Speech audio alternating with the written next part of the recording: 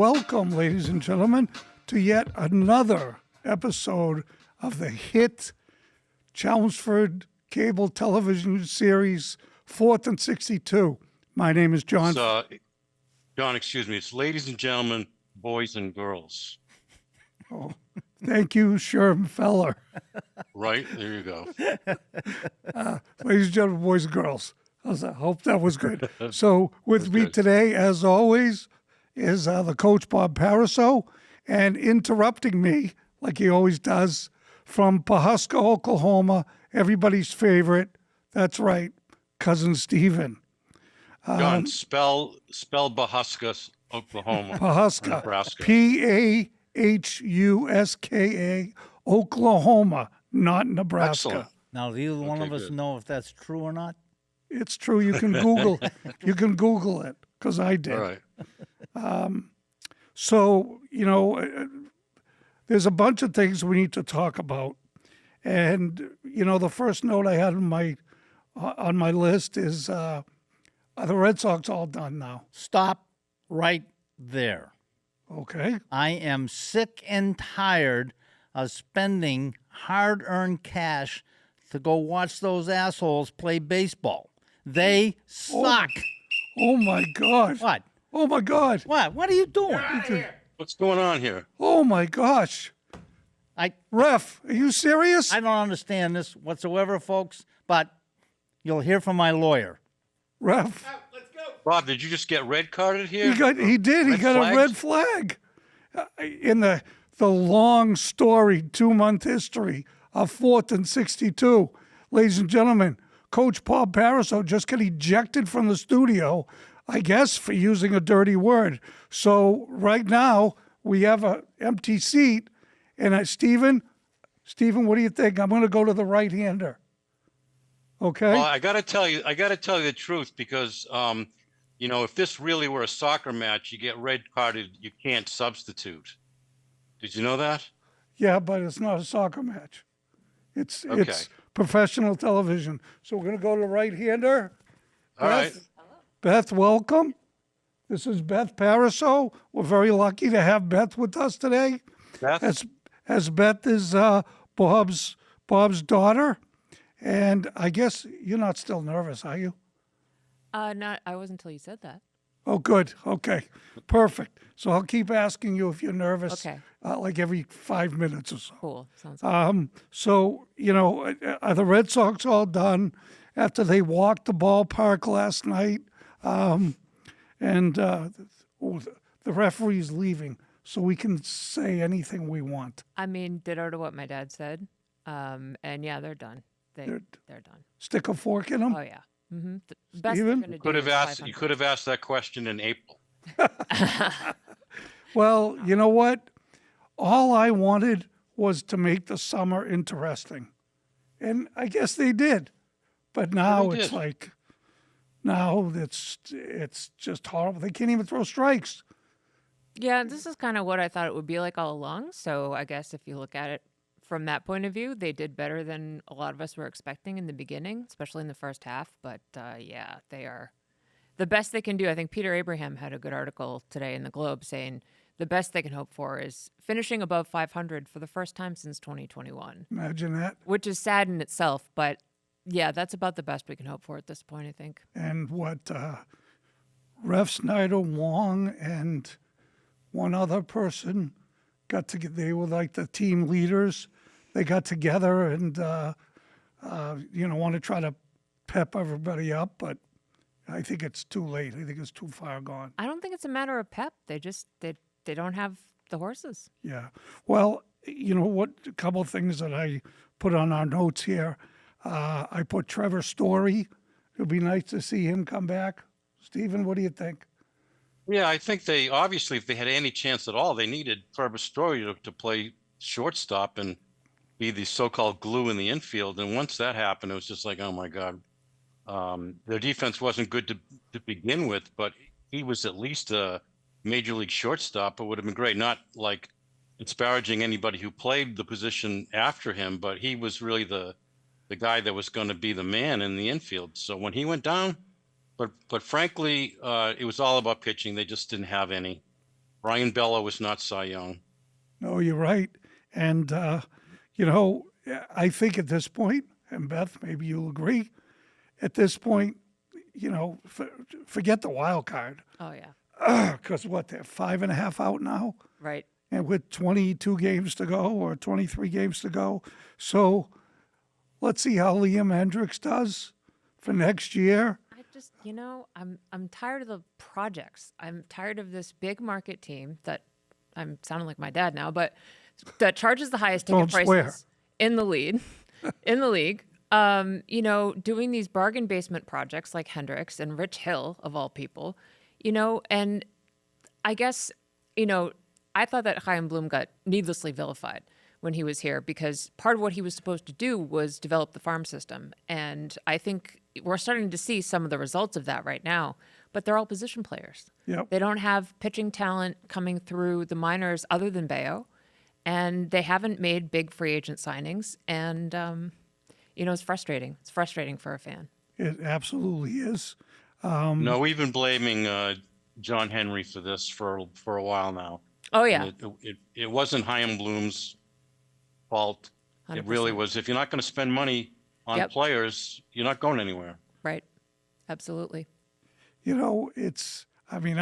I still can't get over the fact that your dad got thrown out of the studio. I don't even know. Steven, did you hear him swear? I didn't even hear him swear. I thought he could. Oh, Oh, no. He did break a little bit of ground there, I think. Yeah. okay. Hey, you should hear him watch a game. Well, here, You should come and watch the game this Sunday at his place. You'll hear some words. oh, really? Oh, yeah. Oh, okay. All right. Was that an invitation? I'm cool with I it. think it was. It's not my house. I'll go. Yeah, we're going. Okay. Steven, you'll come up for that? Absolutely. From Pawhuska? All the way from Pawhuska. Alaska. Pawhuska, Oklahoma. Didn't some professional wrestler come from or live or born in Alaska, Oklahoma? Chief J. Strongbow. Chief J. Everybody's Strong. favorite was from Pawhuska, Oklahoma. Isn't he your neighbor? I may have mentioned this in previous shows, but Hiller Kowalski was my guy. Okay, right. You did mention Do you remember that? Yeah, you did mention that. I won't go any further because I don't know. It's just to show off my wrestling knowledge is just pretty stupid actually, because I don't have any. But special guest next time will be Mean Gene Okerlund. Just kidding. So I put Trevor Story, Liam Hendricks. You already mentioned Rich Hill, who is 44 years old. Uh-huh. Who the only thing we saw was him. He wanted to coach his son's little league team. Yeah. And he wanted to refurbish his father's 71 Mustang, which to me both seem like more Worthwhile pursuits. yeah, thank you. Thanks for finishing my sentence. Yeah. Maybe they brought him in, so they were hoping like the good people of Milton would show up at Fenway and fill up some of those seats. Well, you know what? That's probably not a bad Hometown draw. thought. It's probably not a bad thought. I think Good. they've still been filling up more seats than they deserve. I mean, people still go. It's a draw. It's people want to see Fenway Park, and which I don't know why. I'm still bruised on my thighs Ouch. from the seat last time, but the people from Milton are probably the only ones who could afford going to Fenway Park, right? Huh. So, okay. So the other things I have on my notes, and before we go to talk about the Patriots, Beth is wearing her Boston Patriots shirt. I can tell you, Stephen, she has on her Patriots sneakers and her New England Patriots socks, which is a hell of a lot more than I have on. So, Well, I have on my you got nice. your Patriots shirt. Sweatshirt. Oh, good for you. Yep. Very nice. Yep. Good for you. Well, I I have on a check plaid shirt, It's whatever. Patriots colors, sort of. Yeah, it's whatever. Blue and silver So, a little bit. All right, well, let's move on to the Patriots, shall we? Speaking of sucking. Speaking of sucking, I mean, you said that, I didn't. yeah, I mean, but come on. Everybody's saying it. Yeah. You know, Chad Finn in today's Globe said that the Patriots are going to get next year the second number 2 draft pick in the draft, which means, I guess, that Carolina will be the only team worse than the Patriots. Yeah, it's possible. Okay. So I was very glad. I think that's the plan, to be honest with you. I think they got the quarterback for the future, and now this year they're going to be able to trade the number 1, number 2, and number 3 draft choice for 5 guys. They can draft a couple of offensive linemen, a couple of defensive linemen, and Here's have a team. hoping. So this year, forget about it. Yep. Maybe next year. And offensive line, holy crap. That's bad. It's so bad. I mean, even the referee in the last preseason game said at one point, once again, offense number 77 lined up in the backfield. Like, even the ref was annoyed with this guy. And that's who's probably going to play left tackle for us on Sunday. You know what? And so here's what I said, and I think we talked about this the last time. Where were the coaches? You know, After the second time. I think the Patriots decided that a 5-yard penalty was better than watching their quarterback get creamed. So they're like, Possibly. you know what? Move back a little bit further. I mean, the offensive line's been especially wretched since Dante Scarnecchia retired. And I know, they can't clone the guy, but there definitely does seem to be something going on with coaching in addition to just not having great personnel. I mean, like, getting that kind of mental mistake so many times in the same game, to me, speaks to coaching too. All right. So, Beth, I couldn't agree with you more. But Dante Scarnecchia, I think I read he's 76 years old. Oh yeah, he's not walking through that door. No, he's not. If he comes back, we'll have to bring back John Hanna. I hear you. Well, my dad would love that. Yeah, I know. He's still Probably better than anything we have right now. For sure. John Hanna at 80 years old. Yeah. Yeah. You're right. Yep. You're right. So here's a time where we put our money where our mouth is. Oh no. All right. So Beth, you're the rookie. I'm going to let you go first. Okay. How many wins will the Patriots have this season? I'd probably say at best 6 or 7, maybe, Wow. possibly. You are an eternal optimist. Not really, I but ever met one. Stephen, how many wins do you think for the Patriots? So it is not diplomatic to say what I'm going to say, but I'm going to say 1. wow. Wow. I thought mine was bad with 3. Oh. Wow. I mean, did you look at the schedule? Who are they going to beat?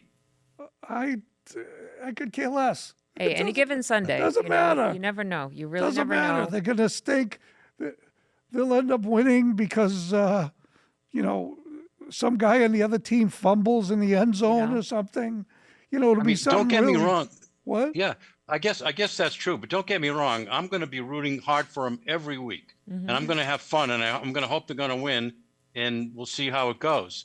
But I just look at the schedule. I just not sure who they could beat. Well, I think they're probably going to beat the Jets just because they're the Jets. At least. Let's hope so. Yeah. because the Jets are the Jets. Yes. Okay. It- Go ahead. No, No? Okay. So got nothing. the other thing I put on here was I think Gerard Mayo or Alex Van Pelt or Bob Kraft or Joe Biden or somebody made the right call by having Jacoby Brissett start the season, Agreed. and we're going to watch him get the crap kicked Yes. Sacrificial lamb. 100%. or watch him run around in the backfield and run out of bounds before some 350-pound behemoth falls on him and jumps up and down and, acts like he's never done this before. But I think that was a right call. I think Drake May, as much as he wants to be the guy, he needs to watch. Yes. And matter of fact, I don't know if you saw the thing, Tom Brady Tom Brady, everyone's ears perk. Yeah, right. Everyone's ears perk Ooh, up. is he here? No, he's not here. Tom, come right out. Oh my God. Oh, just kidding. Oh, wait a minute. Oh, here it is. Tom Brady, ladies and gentlemen. No, Tom said that the best thing he ever did was he went a season behind Drew Bledsoe. Yes, absolutely. You know? Yeah. And you can look at what happened with Mac Jones. Yeah. He was out there his rookie year. He's tearing up the track, but it's like a rookie in baseball. Eventually the league catches up. Yep. And then you had the mess that was Matt Patricia as offensive coordinator or whatever that was. And, I don't, anything that we did with Mac Jones, we should not do with Drake May. I totally agree with that. Stephen? Beth, that was a really good point about Matt Patricia. I mean, that is a fish out of water. Like, real. what was he doing coaching the offense? I mean, just because you're buddies with Belichick and you're smart doesn't make you a professional offensive coordinator. Don't forget he was a rocket scientist. Don't forget that. Well, I forgot that. You're right. He was. It's still, but to your point, it doesn't matter. He was horrible. They were horrible. Yep. They didn't have an offense to start with. And then throw him in there as the coach leading the offense. It's like, oh my gosh. They were doomed for failure. So Yeah, Belichick wasn't going to have anybody who he wasn't buddies with, and that's all there was to it. Yep. No, I totally agree. The offensive line, I put UGG help. Yeah. So It's bad, especially because they have injuries yeah, to the Verdarian guys Lowe. and Sidey Sow. Yep. I hope I'm saying that right. Today, City. He didn't practice. Yeah. So again, we end up with good old number 77, Chukwuma Okorafor. I think I'm saying that right. Probably going to be playing left tackle. Didn't they acquire him from Pittsburgh, Pittsburgh? Okay. scrap heap. Yeah, from the scrap. Right. And Okay. there's various free agents out there on other teams' scrap heaps they could bring in, but it would be nice to draft somebody, especially on the left side. Well, I mean, your dad and I had conversations about this last week, about Caden Wallace, the young kid from Penn State. Your dad was getting all technical with how great his feet are and how great his hands are.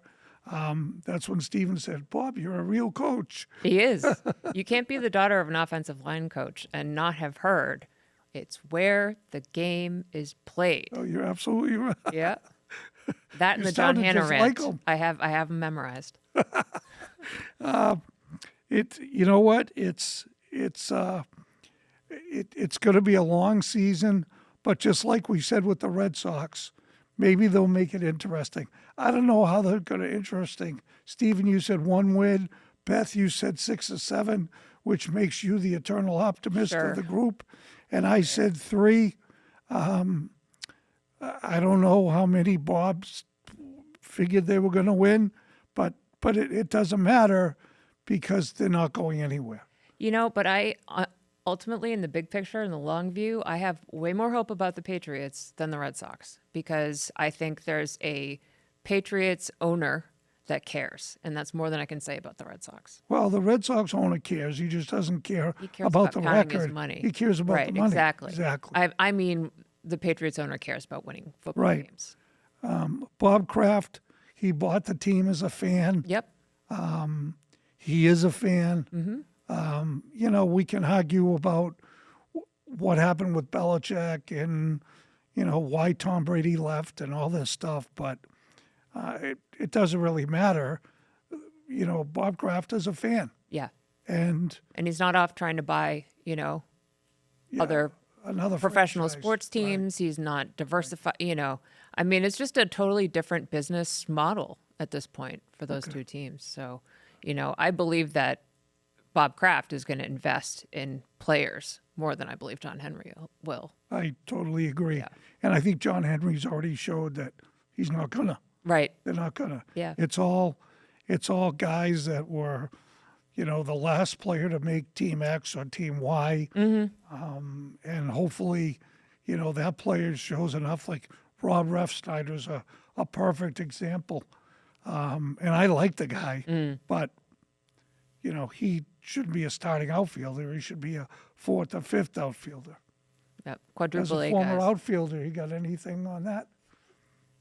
Let's move on to a happier topic, whatever that is. Okay. All right. See, I can be Debbie Downer. I'm not just the eternal optimist. You're doing just great. Well, the next thing on my list, with about 6.5 minutes left here, is the Celtics. And the first thing I put on my list was Lonnie Walker the fourth. So I have a question for both of you. Who the hell? Who was Lonnie Walker the first, second, and third? That's my question. I don't know who that person is. I didn't even bother to Google this. No, so I just remember watching the playoffs last year, this kid coming in for the Lakers and shooting the lights out, which I guess in Joe Mazzulla's scheme, it's all about the three. It's all about bombs. Where is Connor Henry when you need him? Where's Terry Durod? P. Maravich, may he rest in peace, would have been the ultimate, ninth guy on this team to come in and just shoot bombs from Steph Curry length. But so I put on here, he's supposedly fighting for the final roster spot, but that's 12 guys. How much time is he actually going to get? Right. Not very much. I mean, who was the 12th guy on any former previous Celtics teams? Who knows, right? No, I named a couple: Connor Henry, Terry Durod. You'd see those guys. See, I didn't even know who you're talking about. Oh man, cousin Steve, I was hoping you had something because I'm Celtics adjacent at best. I'm all the way into the Patriots and the Red Sox, but I hear some Celtics news, in passing. But Well, the only other things I had on here was a little Jason Tatum and Olympics talk. There you go. We had it. We're done. yeah, And then Kristaps Porzingis. I hope he's healthy. I hope his calf is healed, his legs are better, and he can go a full season. Because what happened last year, they won a championship, but they won it without. He came in that first game in the finals, and he was lights out. He was unbelievable. But They're probably unbeatable with him in the lineup. yes, exactly. Yeah. Exactly. So I hope he's there. Jaylen Brown has to repeat what he did last year. Okay. And I don't know if that's possible or not. well, the big thing for the Celtics to me is the team's for sale. Well- That's probably not going to make any change to this year, but that's got to be hanging over I just hope John Henry doesn't buy for him. real. Yeah. You got any money, John? I got a couple of quarters in the little thing where my wallet goes when I get home. Make an offer. Okay. I'll offer $3.75. Can you beat that? I do want to mention Steph Curry for a second here. Go You ahead. guys watch the Olympics, the finals? I saw that last game. He was unbelievable. He was unbelievable. And throwing up three-pointers is boring, but that guy made it incredibly exciting. And he was just off the wall. Just hats off. And he's what, 37 years old? 36, 37 years old? He's past his prime as a basketball player, but he's fun to watch. Even when the Totally. Warriors beat the Celtics a couple years ago, I hated the guy, but Right, but you were in awe the way he could man, shoot. was he good. Yeah. I hated this thing. Ah. I hate that. But he's great. He's one of the NBA greats that we've watched his whole career. I go back to Havlicek, a little bit of Bill Russell. You probably go back a little bit further to Bill Russell. I totally go back to Bill Russell. Yeah. And Bill Russell versus Wilt Chamberlain. I remember one of those games. I'm too young, and third and fourth grade, we didn't live here, so the mid '60s are out for me. But those guys were great. Those guys were great. Curry is unbelievable, and he's fun to watch.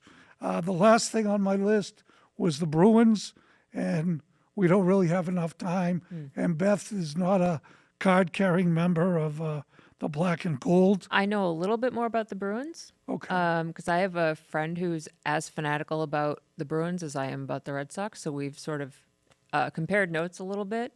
And I do think they need to sign Swayman. I think it's really, I totally agree with that. it's not exactly a hot take. It's overdue. Yeah. And, he wants $10 million a year.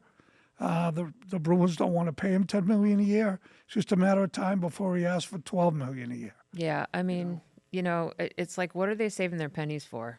Well, for Jeremy Swayman. Yeah. Steven? Well, it's a business decision, obviously. So, they're just posturing and, will Swayman settle for less than 10? Probably. Will the Bruins pay him 10? I don't think so, but we'll see. They do want to save that money for the other players. And, he still is tradable, which is the only, I think, leverage the Bruins have over him. Yep. So we'll Yep. see.